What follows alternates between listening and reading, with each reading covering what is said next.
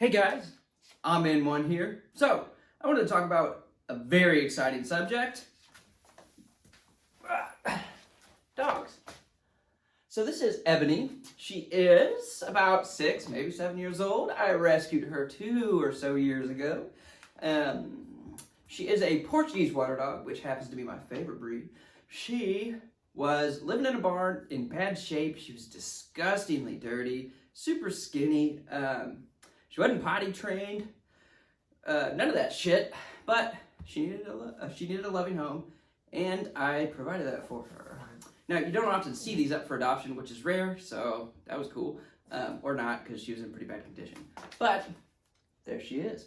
So, I liked her so much, I got a fresh one. This is Max. He's about 15 weeks old, and he's a puppy. So, he's a Portuguese water dog as well.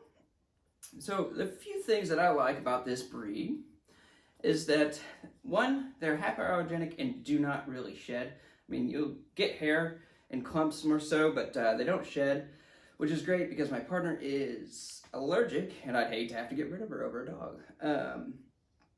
But at any rate, they do interact fairly well, which is awesome.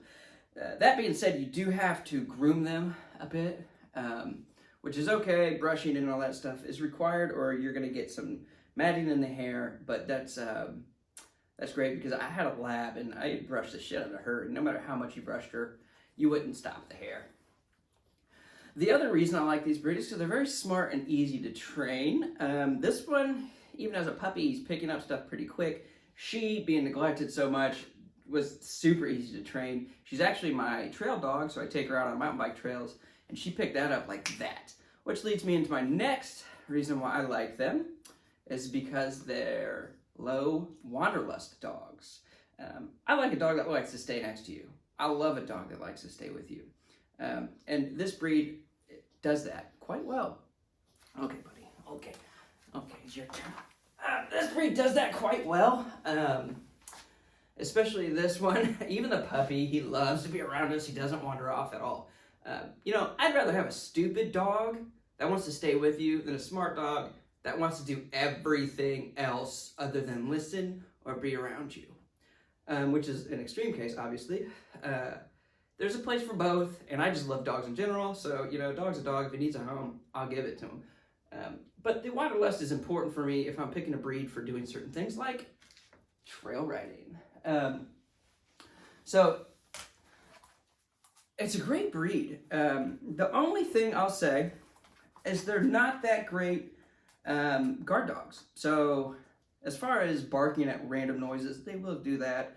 Ebony does do that. Max just barks at literally everything. He was barking at the trash can last night when I took him out.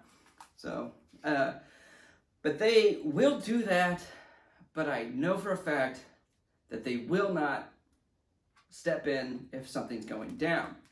Now, I wasn't looking for that in these dogs. I like that they'll bark. That's cool. A lot of us have guns and other things to protect us. And some of us just really, it is what it is. Shit happens.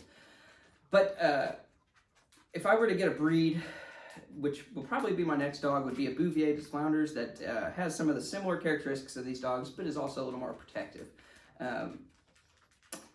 But to be honest with you, this breed is just fantastic. They are not cheap. When you're buying a puppy, I hounded the guy at this. I got him for $700, which is less than half of what he was asking. And people say you pay for what you get. I don't know, whatever, dude. I'll deal with it. That's fine. But I hounded him. He was in Fort Wayne, Indiana, not too far from here. And, which is another notable thing is, I don't mind people spending $3K on these dogs or whatever they want to spend on them, or any dog in general. Dude. If you're going to spend $3K, pure breeds are where it's at. Mugglebloods, those doodles, they're cool. They have their place, but people are paying way too much for them because they're a fad right now, and I think that's silly. But the other thing is, I don't care, dude. Spend 10 grand on one if you want. Just make sure you know who you're buying from. There's a lot of Amish puppy mills, especially here in northern Indiana, one of the bigger areas for it. And I just am not down for that cause. I can't stand it. I fucking can't stand it. And I think, a lot of people are often pressured into adopting dogs You know, you should always adopt. You should always adopt. And I think that's the dumbest shit ever. I think you should, A, understand the breed you're getting yourself into if you are picky, or if, how am I going to put this? Just know what you're getting yourself into, because a lot of times people get dogs that just really does not work out for their lifestyle. And it doesn't matter if you're adopting or buying at all. You know, if you're not getting a dog that's right for your lifestyle, you're not getting a dog that's right for your lifestyle. So research a breed, research who you're buying from.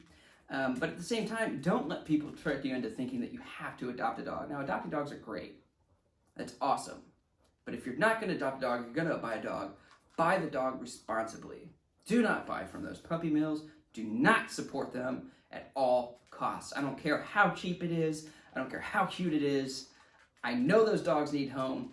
That's great, but it's a really bad environment, and just look it up. Amish puppy mills are very, very bad, and they get away with a lot of shit that pisses me off. So before I get too heated, I'm going to get off here because it is a touchy subject, but let me see if I can get him to come. Come here, buddy. Okay, now he's chewing on paracord, of course, because he is a tactical dog, right? So I will end off with Ebony.